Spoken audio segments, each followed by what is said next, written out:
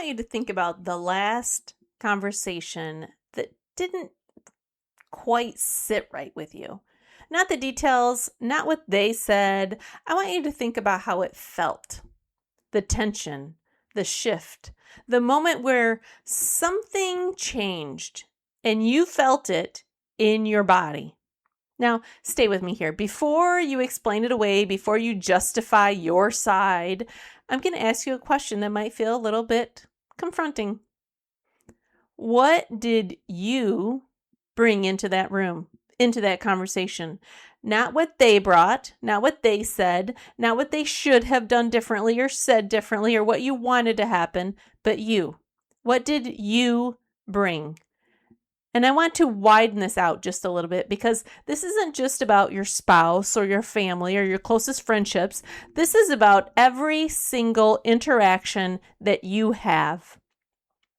The conversation with your coworker, the tone you use with the cashier, the way you respond to the person at the gas station, the energy that you carry into a quick exchange at the grocery store.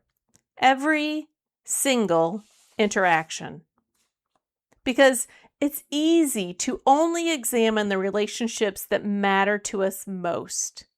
But the truth is, your patterns show up everywhere. Not just where it's emotional, not just where it's deep, but everywhere.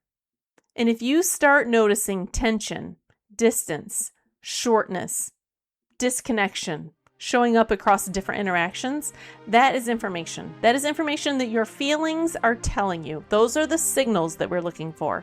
And if your first reaction right now is to feel a little bit defensive or uncomfortable or even slightly exposed, that's perfectly natural and that's okay. Welcome to And That's Okay, the podcast that empowers you to master your emotional world.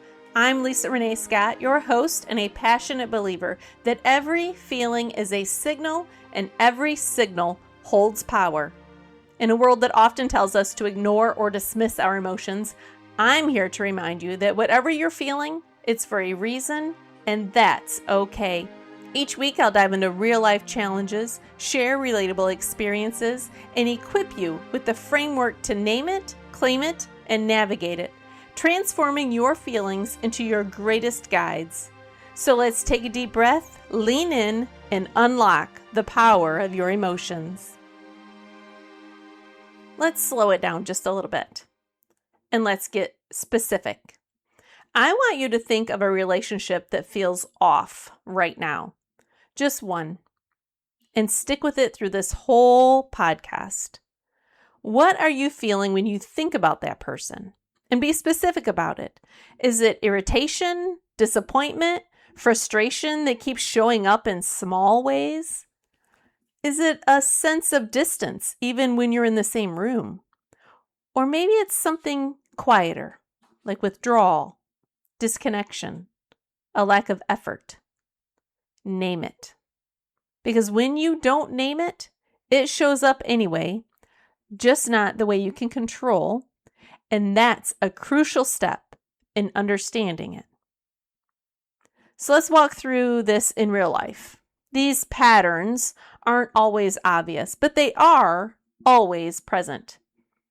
Say, for example, you text a friend and they don't respond. Hours go by, maybe a full day, and something starts building. Not just the situation, but the meaning that you attach to it. They must be ignoring me. They don't value me. This always happens. Do they not like me anymore? Do they not care about our relationship? So when they finally do respond, you are different. Your tone may be shorter. You might be less open, maybe even a little bit guarded. You didn't say anything directly, but you brought something into the interaction. You brought assumption.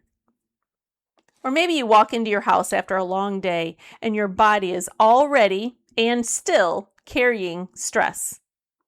Your patience is low, even if you haven't said that out loud. And someone may ask you a simple question and your response comes out quicker than you intended, sharper than what you meant. and they react to that. Now they pull back or they respond with their own edge. And now you're in a moment that feels bigger than it should be. But what actually happened is this. Something entered the room before the conversation even started. Something entered with you and had nothing to do with this room, with this person. Or maybe at work, you get an email. It's brief, straight to the point, but you're already tense. So you read it through that lens, and now your interpretation adds a tone that may not have been there. And your response carries that tension forward. Now the dynamic shifts on both sides. There's a concept in psychology called emotional contagion. It means the internal state transfers to the people around you, often without a single word being said.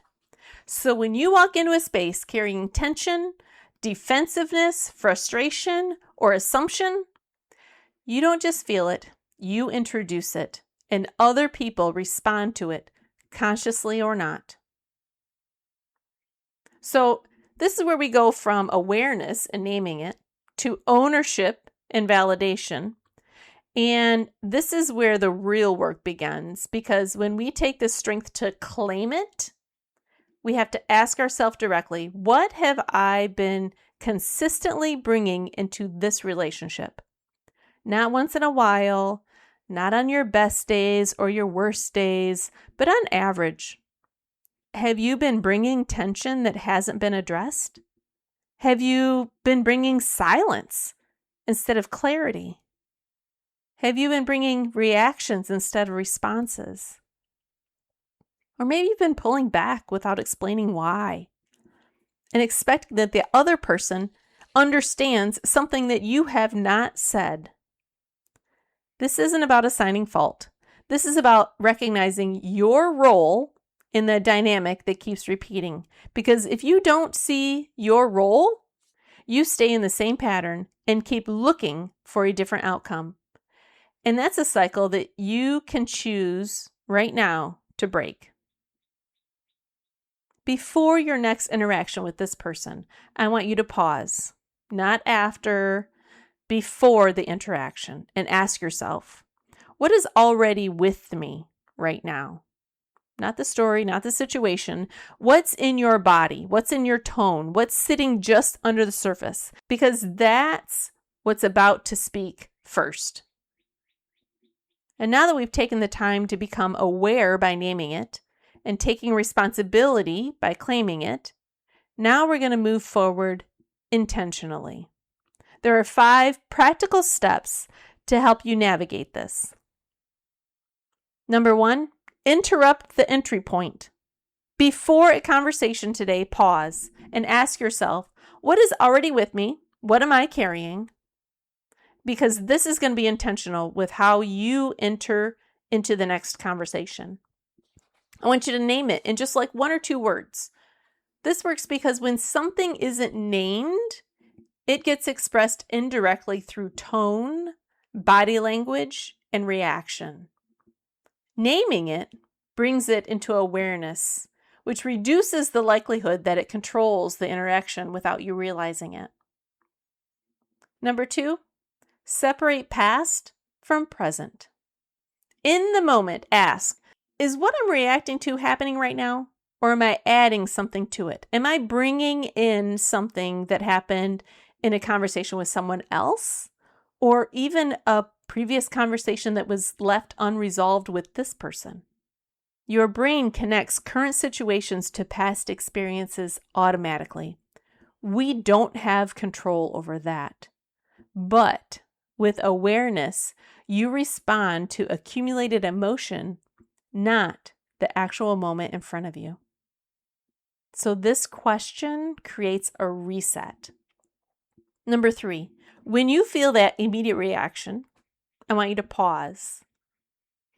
Even a breath, even a moment, just a few seconds. Your first response is often driven by your emotional state. So slowing down allows your thinking process to catch up. So your response reflects intention instead of impulse. At the end of your day, ask, what did I constantly bring today? And look for patterns in your tone, your energy, your level of presence with the person, and topic of conversation in front of you. Single moments don't define our relationships, patterns do.